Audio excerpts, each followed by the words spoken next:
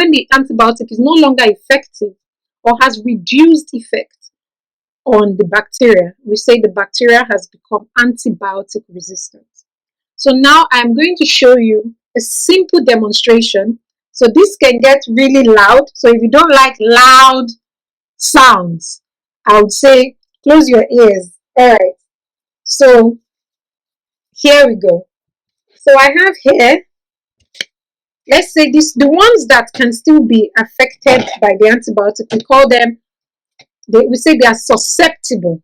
So when you go to your doctor to prescribe an antibiotic, for example, and he takes a urine sample, right, to find out which bacteria, if your infection is being caused by a bacteria or by something else, okay, because remember I said before that antibiotics only work mainly against bacteria to either inhibit their growth, so reduce them, prevent them from spreading, or to kill them, as I said earlier. So let's say this one is susceptible. Okay, so this one can be killed, but this one has changed in some way. Like you can see, they are both green.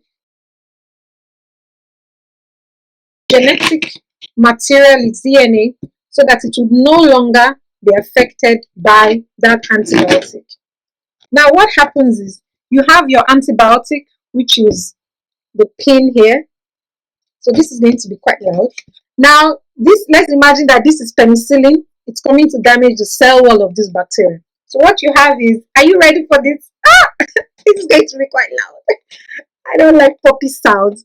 So you have your bacteria that is susceptible. Now we are testing it. We've grown the bacteria. We put some antibiotic on that agar plate, and then pop, that antibiotic is dead. So it does that several times to all the different ones. But let's say there are some resistant ones there. Let's say that infection is caused by a resistant bacteria. What you then have is that this one that is resistant, the antibiotic comes. So I put this tape to represent a change in its DNA, in its genetic material. And you come here, and the antibiotic is trying to break down the cell wall, and it can't. You see, it can't do that. Now, what do you think is going to happen? This one is not going to stay on its own. It's going to start to spread, to divide. That means to grow, to form other children. You know? So what you have is this one will become this, two, and then two. And then the infection will just keep getting worse and worse and worse because the bacteria has changed in some way to prevent the antibiotic from killing it.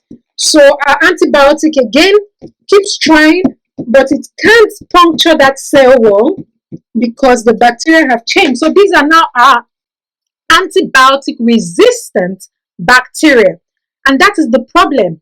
This is how one of the ways that antibiotic resistance occurs. The genetic material of the bacteria changes in some way to prevent the antibiotic from working on it.